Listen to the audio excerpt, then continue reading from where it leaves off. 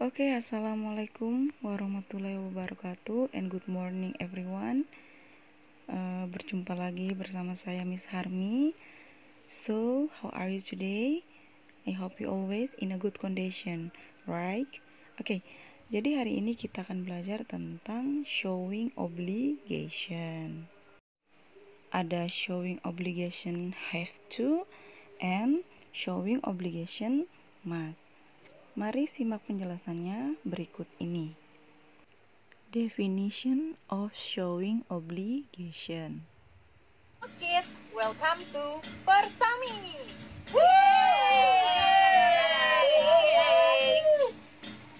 Alright. Okay, I'm going to tell you something important.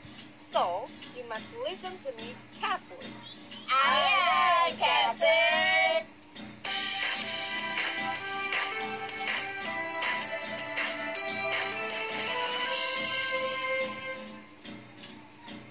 Hello mates, here we are at Ruang Belajar with me, Kadilan. Kali ini kita akan belajar tentang showing obligation. Wah, apa itu obligation?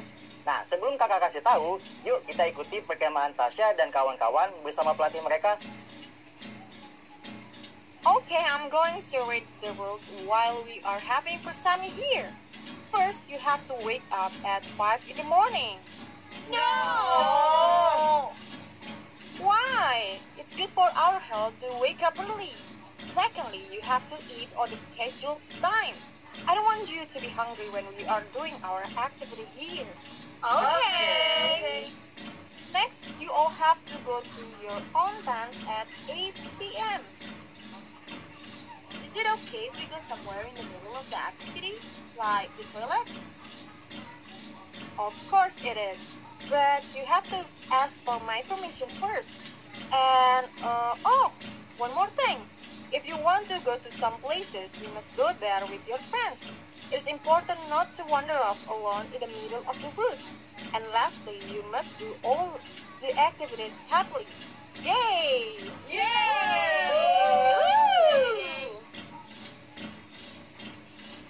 Oke mates, apa ya yang dilakukan oleh pelatih pramukannya Tasya dan kawan-kawan tadi?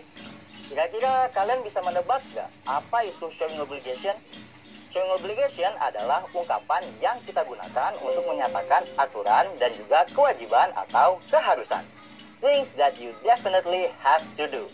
Sesuatu yang tidak bisa kita tidak lakukan, alias wajib. Seperti coach tadi, dia membacakan aturan yang harus ditaati oleh Tasya dan kawan-kawan selama berkemah di sana. Nah, sebagai manusia pun kita tidak lepas ya dari yang namanya kewajiban. Kita wajib berbuat baik kepada sesama. Well, can you mention your obligations as a student? Bisakah kamu menyebutkan kewajibanmu sebagai siswa? You have to study. Kamu harus belajar. You must respect your teachers and your friends. Kamu harus menghormati guru-guru dan teman-temanmu. How about your obligations as a child? You must be polite to your parents and your family. Ingat ya, semua kewajiban atau keharusan ini diungkapkan dalam showing obligation. Terus, gimana Kak caranya kita menyatakan kewajiban dalam bahasa Inggris? Well, let's see what the coach said to the kids. First, you have to wake up at 5 in the morning. Secondly, you have to eat on the scheduled time. Next, you all have to go to your own tents at 8 p.m. If you want to go to some places, you must go there with your friends. And lastly, you must do all the activities happily. Apakah kalian perhatikan ada dua kata yang selalu muncul ketika kita ingin menunjukkan obligation alias keharusan? Yes, they are must dan have to. Must dan have to ini artinya sama-sama harus atau wajib ya. Kedua kata ini kita gunakan untuk menunjukkan kewajiban ataupun keharusan. To show obligation. Kak, kapan kita pakai must dan kapan kita pakai have to ya? Well, walaupun artinya sama, mereka memiliki makna yang sedikit berbeda loh. Nantinya berbeda juga cara memakainya. Apa bedanya? Kita pelajari di video selanjutnya ya. See you there. Nah, jadi itu tadi adalah penjelasan tentang definition of obligation. Nah, sekarang selanjutnya adalah tentang showing obligation have to. Silahkan disimak video berikut ini. Hungry and you know it, clap your hands. If you're hungry and you know it, clap your hands.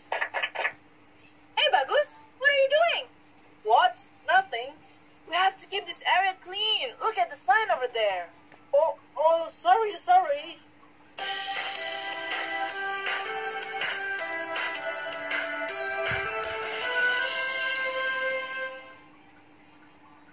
Hello mates, seperti yang kita ketahui dari video sebelumnya, untuk mengungkapkan suatu kewajiban or obligation, kita bisa menggunakan dua kata, yaitu must dan have to. Walau artinya sama, pemakaiannya sedikit berbeda ya. Mari kita bahas have to terlebih dahulu. So, stay tuned. Oke mates, have to digunakan ketika suatu kewajiban itu datang dari orang lain, bukan dari diri kita sendiri ya. It's a law or a rule. Kewajibannya ini berbentuk hukum dan aturan yang biasanya sudah tertulis. Misal seperti di awal video tadi, Bagus buang sampah sembarangan. Padahal kan udah ada aturan yang bilang kalau di situ nggak boleh buang sampah sembarangan. No littering. Jadi Olivia pun mewajibkan Bagus untuk menjaga kebersihan di area itu. She said, we have to keep this area clean. Nah, kalau diperhatikan lagi, yang membuat peraturan ini bukanlah Olivia ya, tapi pengurus daerah perkemahan di situ. Inilah yang dimaksud dengan kewajiban yang datang dari orang lain yang berbentuk aturan. Contoh lain misalnya, you have to wear a uniform to school. Kamu harus memakai seragam ke sekolah. Yang mewajibkan ini adalah pihak sekolah ya, dalam bentuk aturan. Kalau nggak mengikuti aturan ini, pasti bakal kena konsekuensinya ya. Atau, kalau misalnya Olivia mau naik motor, dia harus pakai helm ya. Kalau enggak, nanti bisa ditilang sama Pak Polisi. Dan yang lebih penting lagi, bisa membahayakan diri sendiri. So, she has to use a helmet when riding a motorcycle. Loh, kok tiba-tiba ada has to, Kak? Well, has to ini adalah bentuk lain dari have to. Kapan kita memakainya? Kita gunakan have to saat subjeknya I, you, they, we. Sedangkan has to digunakan ketika subjeknya adalah he, she, it. We have to use a helmet when riding a motorcycle. She has to use a helmet when riding a motorcycle. Nah, perhatikan deh. Setelah kata have to atau has to itu, verb atau kata kerja yang digunakan adalah verb 1, use, menggunakan. Jadi kalimatnya nggak bisa pakai kata uses, using, atau used ya, harus verb 1. So, pola kalimat yang bisa kita gunakan untuk menunjukkan kewajiban adalah subject, have to, atau has to, ditambah verb 1, lalu object. Biar makin paham, yuk kita ikuti lagi kegiatan Tasya dan kawan-kawan berkemah. Okay kids, now we are going to test your adrenaline. I want you to cross this bridge. But remember, your safety is our priority. Let's read the rules of this ride first. Well, you have to be 7 years old or older. Then you have to wear the safety helmet. Okay, the last thing is you have to wear this safety harness. Alright, you are ready to go. Let's go. Tuh kan, si coach menggunakan kata have to ketika menyebutkan kewajiban untuk berumur 7 tahun atau lebih, menggunakan helm, dan juga tali pengaman sebelum menyeberangi jembatan. Karena memang ketiganya ini merupakan aturan ya, dan verb yang digunakan pun verb 1, wear. Okay, let's review. Have to shows us that the obligation comes from somebody else. It's a law or a rule. We use have to when the subject is I, you, they, or we, and has to when the subject is he, she, or it. Don't forget that both are followed by verb 1. Well mates, itulah kapan kita menggunakan have to dan has to untuk menunjukkan kewajiban atau keharusan. Kita lihat bedanya ya sama kata must di video selanjutnya. See you! Oke anak-anak, jadi itu tadi adalah penjelasan tentang showing obligation have to. Untuk selanjutnya adalah penjelasan tentang showing obligation must. Disimak ya. Ready to go! Let's go. What's wrong, Bagus? I have an acrophobia. Pardon? I am afraid of heights. What? I thought you were a brave man. I must do this. Ah!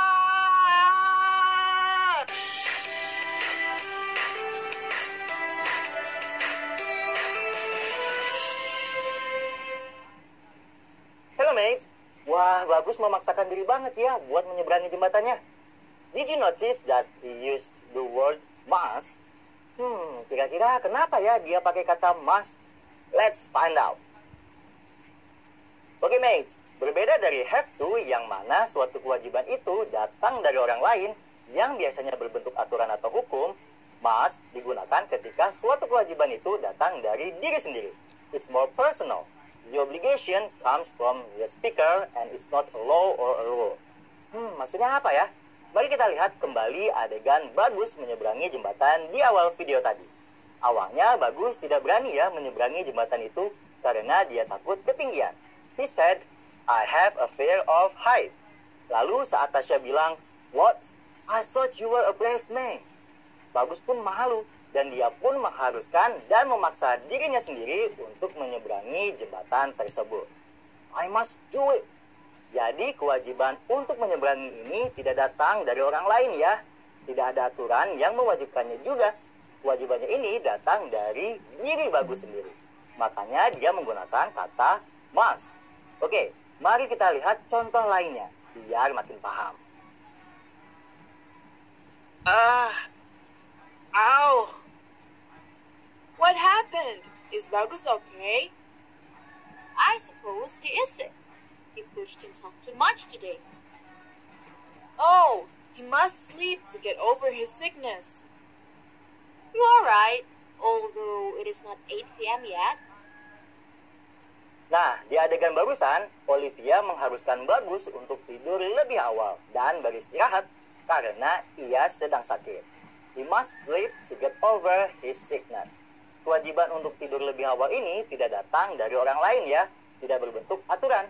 Gak ada tuh aturan yang mewajibkan Bagus untuk duluan tidur. Malah aturan aslinya itu jam tidurnya adalah jam 8 malam. Kewajiban untuk tidur ini datang dari diri Olivia sendiri. Dia merasa Bagus harus tidur lebih awal supaya lekas sembuh. Well, gimana? Mulai paham kan penggunaan dari must ini? Oke, sekarang kita analisa bersama ya bagaimana pola yang digunakan untuk membuat kalimat showing obligation menggunakan kata must. Mari kita lihat dua kalimat yang tadi kita pelajari. I must do it. He must sleep to get over his sickness. Ternyata tidak seperti have to yang berubah menjadi has to ketika bertemu he, she, it. Must ini bisa mengikuti subjek apapun ya. Jadi mau subjeknya itu I, you, we, they, he, she, it, tetap pakai must. Dan lihat deh, verb yang digunakan adalah verb 1, yaitu do dan sleep. Disinilah letak kesamaan antara must dan have to, yaitu sama-sama diikuti oleh verb 1. Jadi pola kalimat yang digunakan adalah subjek, must, verb 1. Oke teman-teman, mari kita ulas kembali kegunaan dari must dan juga have to untuk menyatakan suatu kewajiban. Have to digunakan untuk menunjukkan suatu kewajiban yang datang dari orang lain yang berbentuk aturan dan hukum yang biasanya sudah tertulis. Sedangkan must digunakan untuk menunjukkan suatu kewajiban yang datang dari diri sendiri, bukan dari aturan atau hukum ya. Gampangnya, have itu datang dari luar, sedangkan must datang dari dalam. Selain itu, have to akan berubah menjadi has to bila subjeknya adalah he, she, it. Sedangkan must bisa dipakai untuk semua subjek. Tapi ingat ya, semuanya ini diikuti oleh verb 1. Well mates, itulah penggunaan dan juga pola kalimat dari showing obligation menggunakan kata must. Berbeda ya dari kata have to. Nah, supaya makin paham lagi, yuk kita latihan bersama di video selanjutnya. Bye! Nah, jadi itu adalah video tentang materi pembelajaran kita hari ini. Sudah dijelaskan di video pertama, video kedua dan ketiga. Dan untuk yang terakhir ini adalah video tentang penjelasan soal latihan terkait dengan materi yang sudah dipelajari tadi, yaitu tentang showing obligation have to dan juga showing obligation must. Jadi silahkan diperhatikan, silahkan disimak video yang terakhir ini, dipelajari, dipahami materinya seperti apa, cara mengerjakan soalnya seperti apa. Oke? Halo mates, sebelumnya kita sudah belajar ya apa itu showing obligation, yaitu bagaimana cara menunjukkan atau mengungkapkan kewajiban alias keharusan. Nah, teman-teman masih ingat kan, kalau untuk menunjukkan keharusan dan kewajiban ini, kita bisa menggunakan dua kata, yaitu ada kata have to dan kata apa satu lagi? Must. Oke, have to ini sama must artinya sama ya, yaitu sama-sama wajib atau harus. Tapi ada yang sedikit membedakannya, yaitu have to kewajibannya apa? Datang dari orang lain yang biasanya berbentuk aturan atau hukum yang biasanya juga sudah tertulis. Sedangkan must aturan atau tidak ada aturannya malah ya. Jadi mas ini kewajibannya datang dari diri sendiri. Ya, berbeda sama have to yang datang dari orang lain atau dari sebuah aturan. Oke, kalau sudah ingat ini, pasti gampang nih mengerjakan soal yang akan kakak tunjukkan kepada kalian. Sudah siap? Kita mulai ya dari nomor 1 ini. Oke nih, ada si Setia dan si Budi. Setia bilang, Budi, do you know that we are going to have the English exam next week? Budi, kamu tahu kan kalau kita itu akan ulangan bahasa Inggris minggu depan? Budi kaget nih, dia bilang, what? Apa katanya? I bla bla bla study harder. Aku harus belajar lebih giat. Nah, kira-kira harusnya ini pakai have to apa pakai must? Makanya jawabannya adalah yang must. Kenapa kak? Karena ya kewajibannya ini datang dari diri si Budi sendiri, bukan dari sekolah ya. Tidak ada tuh aturan sekolah yang mewajibkan siswanya untuk belajar lebih giat kalau mau ujian. Tidak ada ya. Jadi ini kemauan si Budi sendiri untuk mewajibkan dirinya belajar lebih giat.